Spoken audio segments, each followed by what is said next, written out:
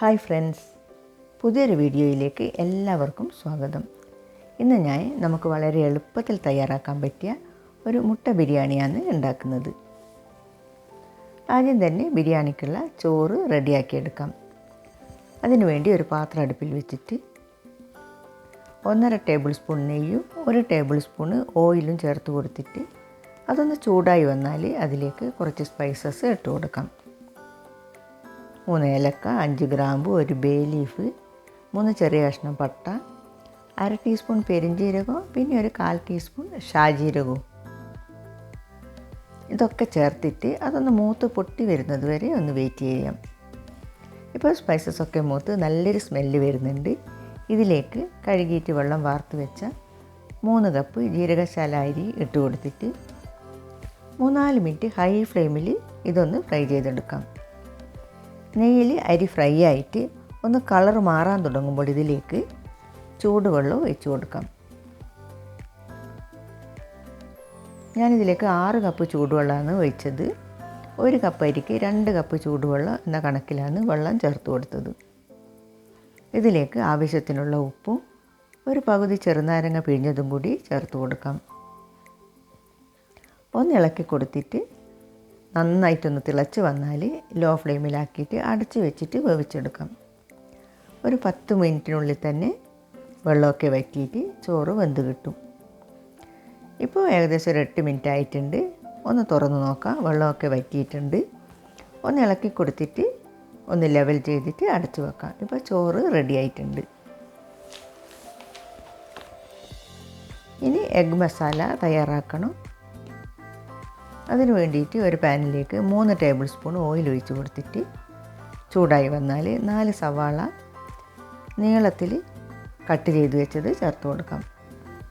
സവാള നന്നായിട്ടൊന്ന് വഴറ്റിയെടുക്കണം. കുറച്ച് ഉപ്പ് കൂടി ചേർത്ത് കൊടുക്കാം. സവാള ഒന്ന് വഴന്നിട്ട് കളർ മാറി വന്നാൽ ഇതിലേക്ക് ഇഞ്ചിയും വെളുത്തുള്ളിയും പച്ചമുളകും കൂടിയിട്ട് ചതച്ചത് ചേർത്ത് കൊടുക്കാം. ഞാനൊരു 5 പച്ചമുളകും 10-15 ചെറിയ വെളുത്തുള്ളിയും 2 ചെറിയ പീസ് ഇഞ്ചിയും കൂടി ചതച്ചിട്ടാണ് ഇതിലേക്ക് ചേർത്ത് കൊടുത്തത്. ഇതിൻ്റെ പച്ചമണം മാറി വരാൻ കുറച്ച് സമയം വഴറ്റി കൊടുക്കണം. കുറച്ച് സമയം വഴറ്റിയിട്ട് പച്ചമണമൊക്കെ ഒന്ന് മാറി വന്നാൽ ഫ്ലെയിം ഒന്ന് കുറച്ച് വെച്ചിട്ട് ഇതിലേക്ക് 1/2 ടീസ്പൂൺ മഞ്ഞൾപ്പൊടി, 1 ടീസ്പൂൺ മുളക് പൊടി, 1.5 ടീസ്പൂൺ മല്ലിപ്പൊടി, 1/2 ടീസ്പൂൺ കുരുമുളക് പൊടി, 1 ടീസ്പൂൺ പെരിഞ്ജീരകം പൊടിച്ചത്, 1 ടീസ്പൂൺ ഗരം മസാല. ഇത്രയും പൊടികൾ ചേർത്തിട്ട് വഴറ്റിയിട്ട് പൊടികളൊന്ന് നന്നായിട്ട് മൂത്ത് വന്നാൽ 3 തക്കാളി കൂടി കട്ട് ചെയ്തത് ഇതിലേക്ക് ചേർത്ത് കൊടുക്കാം. തക്കാളി ചേർത്തിട്ട് ഒന്ന് മിക്സ് ചെയ്തിട്ട് അതൊന്ന് വെന്ത് വരാൻ വേണ്ടിയിട്ട് കുറച്ച് സമയം അടച്ച് വെച്ചിട്ട് വേവിച്ചെടുക്കാം. ഒരു 2-3 മിനിറ്റ് കൊണ്ട് തന്നെ തക്കാളി ഒന്ന് വെന്ത് നല്ല സോഫ്റ്റായിട്ട് വരും. തുറന്നിട്ട് ഇതുപോലെ ഒന്ന് മിക്സ് ചെയ്തിട്ട് ഉടച്ചു കൊടുക്കാം. തക്കാളി വെന്ത് സോഫ്റ്റായാൽ വന്നാൽ നല്ലപോലെ ഉടഞ്ഞ് പേസ്റ്റ് പോലെ ആയി കിട്ടും. ഈ സമയത്ത് ഉപ്പ് നോക്കിയിട്ട് വേണമെങ്കിൽ ചേർത്ത് കൊടുക്കാം. ഇതിലേക്ക് 1/4 കപ്പ് മല്ലിയിലയും കുറച്ച് പുതിനയും കൂടി ചേർത്ത് കൊടുക്കുന്നുണ്ട്. എല്ലാം കൂടി നന്നായിട്ടൊന്ന് മിക്സ് ചെയ്തിട്ട് 2 മിനിറ്റ് അടച്ചു വെക്കാം.